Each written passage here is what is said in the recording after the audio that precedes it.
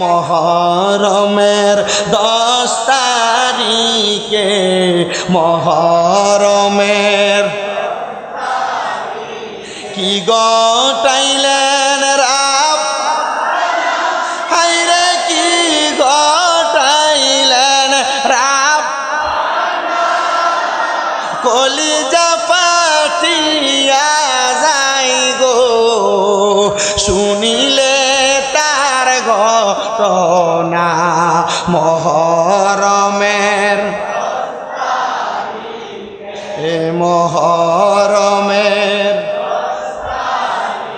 কি গটাইলেন হাইরে কি গটাইলেন কলিজা ফাটিয়া যায় গো শুনিলে তার আহার মহরমের চাঁদরে আহার ও চাঁদ তুমি দেখা দিও না ও চাঁদ তুমি দেখা তুমি দেখা দিলে মায়ের আখের পানি থামে না হাসান শহীদ জবরেতে হাসান শহীদ হোসেন শহীদ কারবা হায়রে হোসেন শহীদ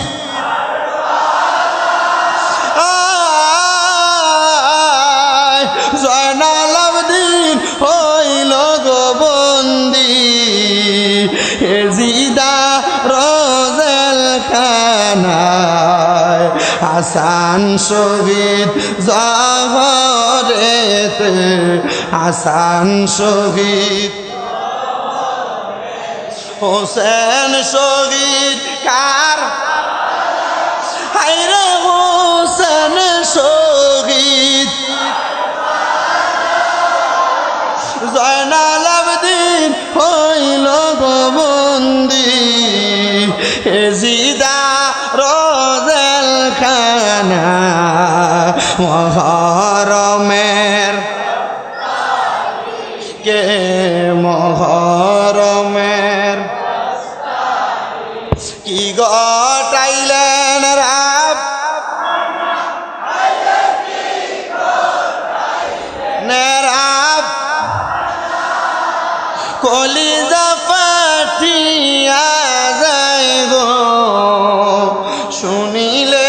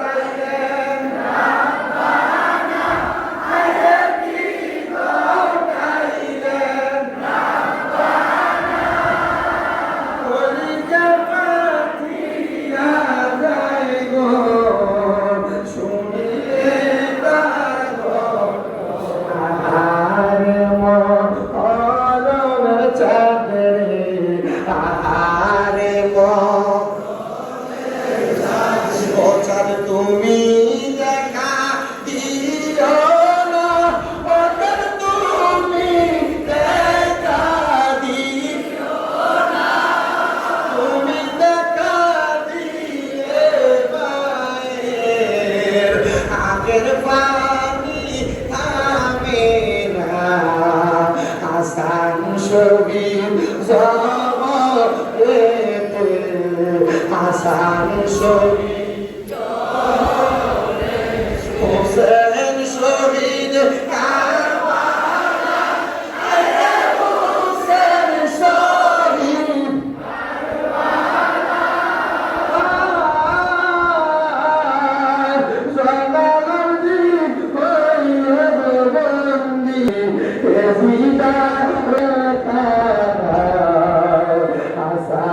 শহীদ জহরে হাসান শহীদ হোসেন শহীদ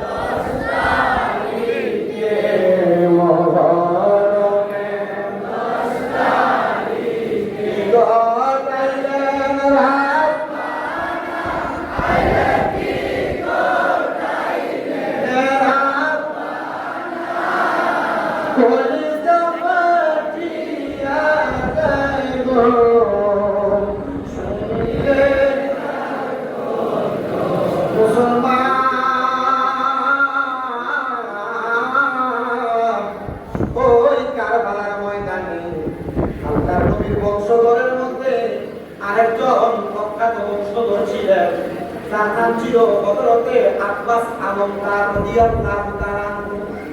সাধারণ কোনো ব্যক্তি নয়, আব্বাস আলমদার ছিলেন বড় নম্র মানুষ, বড় মুসলিম মানুষ, বড় ইবাদত করা মানুষ। বংশের মধ্যে দেখবেন অনেক মানুষ আছেন বড় নিরিবিলি থাকে, বড় ইবাদত করা নয়, কেউ কোনো কিছু করে না, কেউ আঘাত করতে আসলো তারা কোনো ধমক দেয় না, বড় ভালো মানুষ আছে না? হযরতে আব্বাস আলমদার আহলে বায়াতের মধ্যে বড় সম্মানিত মানুষ, বড় মর্যাদাবান মানুষ।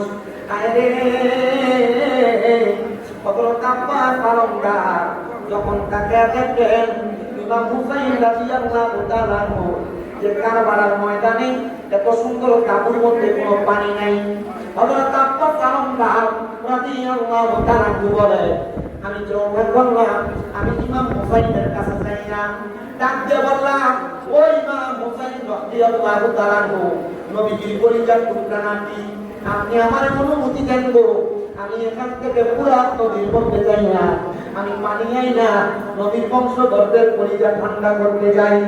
ইমাম হুসাইন ডাক দিয়ে বলতেছে, জগৎবাসীরা শোনো রে জগৎবাসীরা, তোমরা যেহেতু আমার এই নবীর বংশধরদেরকে পানি পান করাইতে যাও, আমি অনুমতি দিলাম, ও আব্বাস আলমদার আপনি যে পানি নিয়ে আসেন। অথবা আব্বাস আলমদার পুরো পিঠের মধ্যে চইলা পানির একটা মশক ওনার কাঁধের মধ্যে নিয়ে আব্বাস আলমদার রওনা করলেন পানি নেওয়ার জন্য। আব্বাস আলমদার পুরো নদীর সামনে যখন গেলেন, এজিদ বাহিনী কেউ তারা বাধা দেয় নাই, উনি পানি পান করবে। এমন টাইমে হযরত আব্বাস আলমদার নিজে বলে, স্বামী কারবালা কিতাবের মধ্যে সুন্দর করে ঘটনাটা উল্লেখ করা আছে, আসমাওয়ারিকুল মুহিতা কিতাবের দ্বিতীয় খণ্ডের মধ্যে উল্লেখ করা। হযরত আব্বাস আলমদার রাদিয়াল্লাহু তাআলা বলেন, আমি পানিটা নিয়ে আমার মুখের মধ্যে দিব। এমন টাইমে আমার চিন্তা আসলো, দেওয়াজের মধ্যে আসলো, নবীর নাতি ইমাম হুসাইন এখনো পানি পান করে নাই, আমি যদি পানি পান করি তাহলে নবীর নাতিদের সাথে বেঈমানি হবে, আমি আল্লাহ তাআলার কাছে জবাব দিতে পারবো না। মুহাম্মদুর রাসূলুল্লাহ সাল্লাল্লাহু আলাইহি ওয়াসাল্লাম নবীর কাছে জবাব দিতে পারবো না। আব্বাস আলমদার বলেন, আমি পানি পান না কইরা আমি সাথে সাথে পানির মশকটার মধ্যে পানি পুরাইয়া আমার কাঁধের মধ্যে নিয়া আমি ইমাম হুসাইনের দিকে রওনা করব। এমন টাইমে এজিদ বাহিনীরা আমাকে ঘিরে ফেলছে। ওনারা ডাকতে বলে, আব্বাস আলমদার তুমি পানি পান করো, কিন্তু ইমাম হুসাইনকে পানি দেওয়া যাবে না, তার বংশধরকে কাউকে পানি দেওয়া যাবে না। বলে কারণ কি রে? জানি আমি যদি পানি পান করি ইমাম হুসাইনকে পানি পান করানো লাগে, আর ইমাম হুসাইনের দাদা দয়াল নবী যদি আমার একবার প্রশ্ন করে আমি কেন ইমাম হুসাইনকে পানি না পান করে না, আগে পানি পান করছি, আমি নবীজির কাছে আমার মুখ দেখাইতে পারবো না, এই জন্য আমি পানি মশক ভর্তি করে নিয়ে যাব, নবীর বংশের আগে পান করাইয়া আমি আব্বাস আলমদার তারপরে পানি পান করব। আব্বাস আলমদার এই কথা বইলা ওনার পুরাটাকে সামনের দিকে আগে নিবে। ইয়াজিদের মধ্যে মালিক ইবনে মারওয়ান নামক একটা লোক হযরত আব্বাস আলমদারের ডান হাতের মধ্যে এমন ভাবে একটা কুপ লাগায় দিয়েছে, ডান হাত কাটা দাবায় গেছে। আব্বাস আলমদার বলে, বাম হাত দিয়ে মহরমের আস্তারিতে গোটাইলেন রাব্বানা আয়াতি গোটাইলেন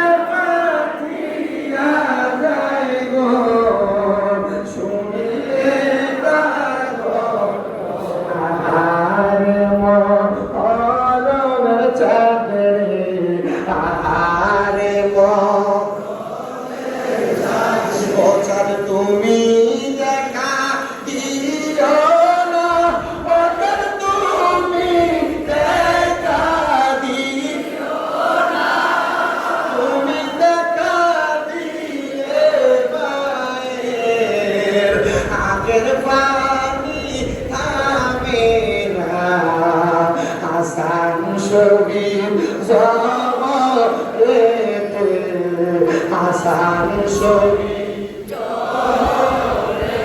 হোসেন শহীদ কারবালা হোসেন শহীদ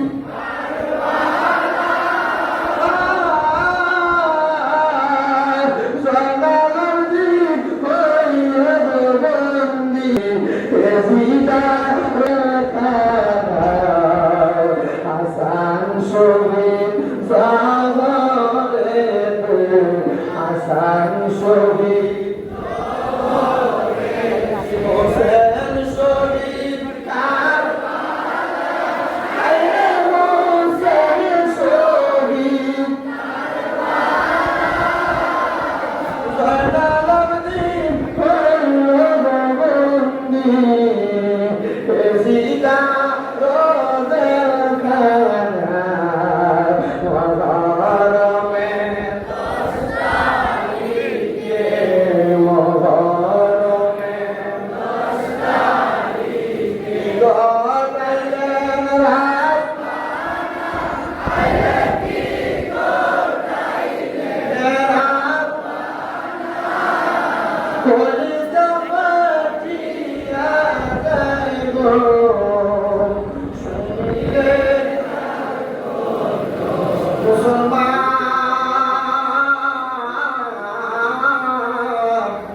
ওই কারবালার ময়দানে আল্লাহর নবীর বংশধরের মধ্যে আরেকজন প্রখ্যাত বংশধর ছিলেন, তার নাম ছিল হযরতে আব্বাস আলমদার রাদিয়াল্লাহু তাআলা আনহু।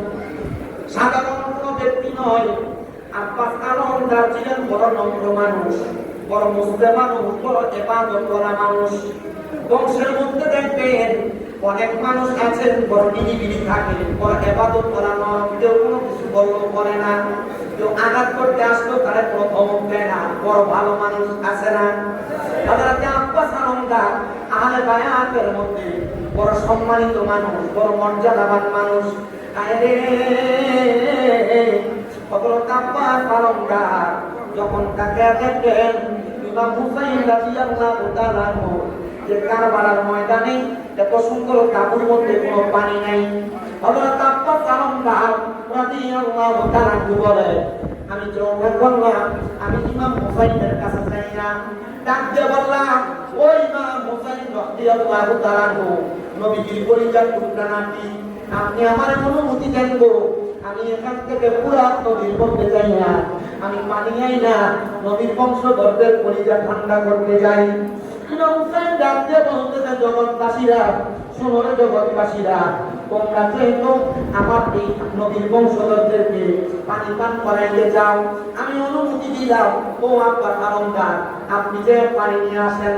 অথচ আব্বাস আলমদার পুরো পিঠের মধ্যে চইলা পানির একটা মশক ওনার কাঁধের মধ্যে নিয়ে আব্বাস আলমদার রওনা করলেন পানি নেওয়ার জন্য। আব্বাস আলমদার পুরো নদীর সামনে যখন গেলেন, এজিদ বাহিনী কেউ তারা বাধা দেয় নাই, উনি পানি পান করবে। এমন টাইমে হযরত আব্বাস আলমদার নিজে বলে, স্বামী কারবালা কিতাবের মধ্যে সুন্দর করে ঘটনাটা উল্লেখ করা আছে, আসমাওয়ারিকুল মুহিতা কিতাবের দ্বিতীয় খণ্ডের মধ্যে উল্লেখ করা। হযরত আব্বাস আলমদার রাদিয়াল্লাহু তাআলা বলেন, আমি পানিটা নিয়ে আমার মুখের মধ্যে দিব। এমন টাইমে আমার চিন্তা আসলো, দেওয়াজের মধ্যে আসলো, নবীর নাতি ইমাম হুসাইন এখনো পানি পান করে নাই, আমি যদি পানি পান করি তাহলে নবীর নাতিদের সাথে বেঈমানি হবে, আমি আল্লাহ তাআলার কাছে জবাব দিতে পারবো না, মুহাম্মদুর রাসূলুল্লাহ সাল্লাল্লাহু আলাইহি ওয়াসাল্লাম নবীর কাছে জবাব দিতে পারবো না। আব্বাস আলমদার বলে, আমি পানি পান না কইলা আমি সাথে সাথে পানির মশকটার মধ্যে পানি পুরাইয়া আমার কানের মধ্যে নিয়া আমি ইমাম হুসাইনের দিকে রওনা করব। এমন টাইমে এজিদ বাহিনীরা আমাকে ঘিরে ফেলছে। ওনারা ডাকতে বলে, আব্বাস আলমদার তুমি পানি পান করো, কিন্তু ইমাম হুসাইনকে পানি দেওয়া যাবে না, তার বংশধরকে কাউকে পানি দেওয়া যাবে না। বলে কারণ কি রে? জানি আমি যদি পানি পান করি ইমাম হুসাইনকে পানি পান করানো লাগে, আর ইমাম হুসাইনের দাদা দয়া নবী যদি আমার একবার প্রশ্ন করে আমি কেন ইমাম হুসাইনকে পানি না পান করে না, আগে পানি পান করছি, আমি নবীজির কাছে আমার মুখ দেখাইতে পারবো না, এই জন্য আমি পানি মশক ভর্তি করে নিয়ে যাব, নবীর বংশের আগে পান করাইয়া আমি আব্বাস আলমদার তারপরে পানি পান করবো। আব্বাস আলমদার এই কথা বইলা ওনার পুরাটাকে সামনে থেকে আগে নিবে। ইয়াজিদের মধ্যে মালিক ইবনে মারওয়ান নামক একটা লোক হযরত আব্বাস আলমদারের ডান হাতের মধ্যে এমন ভাবে একটা কুপ লাগায় দিয়েছে, ডান হাত লাড়া দাবায় দিয়েছে। আব্বাস আলমদার বলে বাম হাত দিয়ে উনকি সর কাটায়া উস হুসैन मिले है करबला को सलाम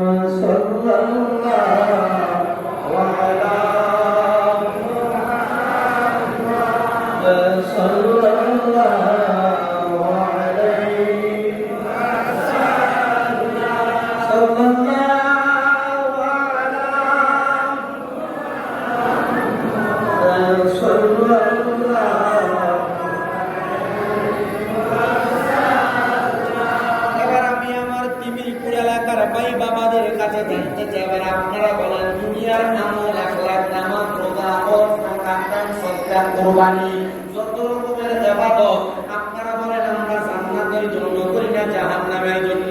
জান্নাতের জন্য না জাহান্নামের জন্য? জান্নাতের জন্য।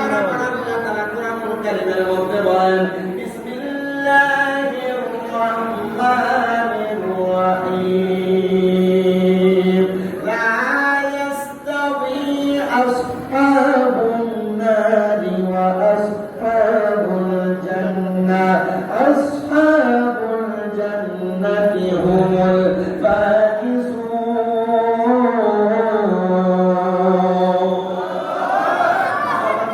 যখন জোরে করেন আল্লাহু আকবার। গভীর মনোযোগ দিবেন। আমি আর ডাইনে বামে যাব না, ডাইরেক্ট আলোচনার মধ্যে চলে যাই। আল্লাহ তাআলা বলেন আমি আল্লাহ তাআলা জান্নাতি এবং দোজখীদেরকে একরকম বানাই নাই। আল্লাহ ডাইরেক্ট বলেন লা ইয়াস্তাবি আসহাবুন নারি ওয়া আসহাবুল জান্নাহ, মানে যারা জান্নাতি যারা দোজখী তারা একরকম নয়। আল্লাহ জান্নাতি এবং দোজখীরা কেন একরকম নয়? আমার আল্লাহ তাআলা বলেন আসহাবুল জান্নাতি হুমুল ফাইজুন, যারা জান্নাতি তারা হলো সফলকাম। এবার বলেন জান্নাতীরা যদি সফলকাম হয়, জান্নাতীরা যদি কামিয়াব হয়, জান্নাতীরা যদি আল্লাহর কাছ থেকে পুরস্কার প্রাপ্ত হয়, আমরা সবাই ওই জান্নাত পাইতে চাই কি চাই না? আমার নবী ডাক দিয়ে বলেন ওই জান্নাতি হওয়ার জন্য দুনিয়ার জমিনের মধ্যে একটা মানুষকে যে কাজগুলো করা লাগবে এর মধ্যে সর্বপ্রথম হলো আমানতু বিল্লাহ, আল্লাহর প্রতি ঈমান আনতে হবে। আল্লাহর প্রতি কেমন ঈমান আনবেন? যে আমার পৃথিবীর বাবারা আল্লাহকে এক আল্লাহ বলে জানা, আল্লাহ ছাড়া অন্য কাউকে সেজদা না দেওয়া, আল্লাহ ছাড়া অন্য কারোর কাছে কোনো কিছু না চাওয়া, আল্লাহ ছাড়া দুনিয়ার জমিনের মধ্যে কারোর দাসত্ব না করা, আল্লাহকে আল্লাহ বলে স্বীকার করে ওয়াহদানিয়তের সাক্ষী দেওয়া, এটা হলো আমানতু বিল্লাহ। 2 নম্বর হলো আমানতু বিল্লাহি ওয়া মালাইকাতিহি, ফেরেশতাদের প্রতি বিশ্বাস রাখবেন। দুনিয়ার জমিনের মধ্যে থাকার অবস্থায় আপনি ডাইনে গেলে ডাইনে ফেরেশতারা দেখতেছে, বামে গেলে বামে